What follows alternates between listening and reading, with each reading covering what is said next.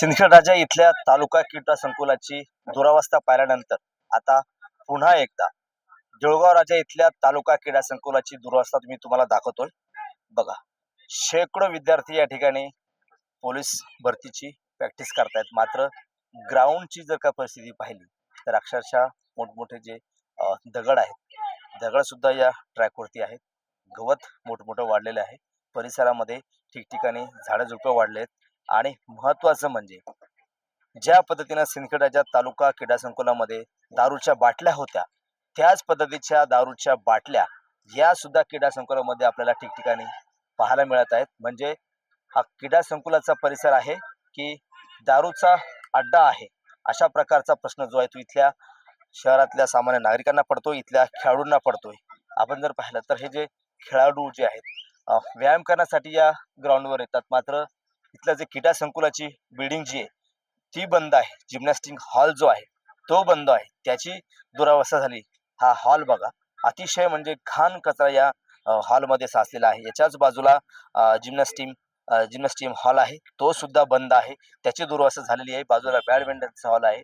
ठिकठिकाणी दगड, माती आणि तिथली जी बॅडमिंटनचा हॉल जो आहे त्याची सुद्धा दुरावस्था झालेली आहे.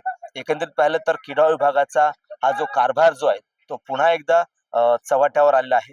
जिल्ह्यामध्ये जवळपास 13 ठिकाणी तालुका क्रीडा संकुल बांधण्यात आलेले आहेत. मात्र एकाही क्रीडा संकुल जो आहे तो वापरण्यायोग्य नाहीये. आपल्यासोबत खाजगी क्रीडा शिक्षक आहेत.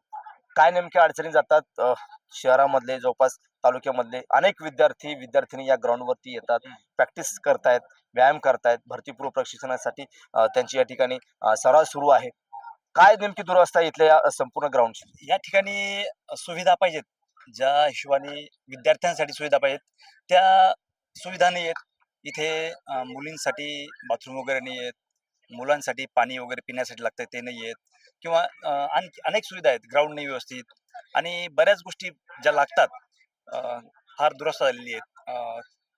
कोर्ट म्हणजे याचं टेबल टेनिसचं कोर्ट आहे, बॅडमिंटनचं, त्याची पण फार दुरावस्था झालेली आहेत. आणि ग्राउंडवर पण खड्डे खुड्डे आहेत, जे साफसफाई पाहिजेत किंवा व्यवस्था पाहिजेत.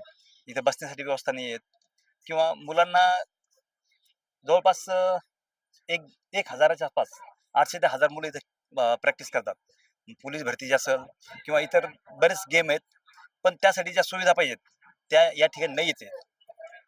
नक्कीच जवळपास हजारो विद्यार्थी जे आहेत ते इथल्या तालुका क्रीडा संकुल जे देऊळगाव राजाचं त्या ठिकाणी प्रॅक्टिस करायला येतात, व्यायाम करायला येतात. मात्र कोणत्याही प्रकारची सुविधा जी ती या खेळाडूंना मिळत नाही. हे जे खेळाडू जे दिसत आहेत ना, सकाळ आणि सायंकाळ दोन्ही वेळेला या ठिकाणी प्रॅक्टिस करायला येतात. मात्र इथले ज्या विद्यार्थिनी असतील किंवा मुली असतील त्यांना कोणत्याही प्रकारची सुविधा सुद्धा या ठिकाणी मिळत नाही. अतिशय घाण कचरा जो आहे तो या क्रीडा संकुलाच्या परिसरामध्ये साचलेला आपल्याला दिसतोय. ना पाण्याची सुविधा, ना शौचालय, बाथरूमची व्यवस्था, अशा प्रकारचा भोंगळ कारभार जो आहे तो इथल्या तालुका क्रीडा संकुलाचा असेल, जिल्हा क्रीडा अधिकाऱ्याचं जाणूनबुजून झालेलं दुर्लक्ष असेल. एकंदरीत पाहिलं तर या क्रीडा संकुलाची दुरावस्था झालेली आहे. सिंदखेड क्रीडा संकुलाची दुरावस्था झालेली आहे. आणि जिल्ह्यातले जे काही 13 ठिकाणी क्रीडा संकुल आहेत त्याची सुद्धा दुरावस्था आपण वेळोवेळी दाखवणार आहोत.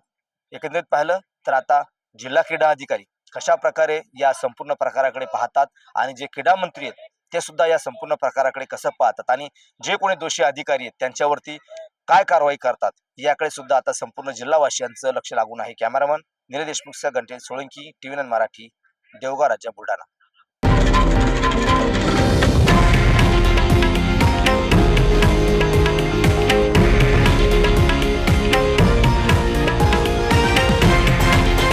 हे आहे देशातील नंबर 1 न्यूज नेटवर्क आणि आपण पाहत आहात TV9 मराठी, एकमेव.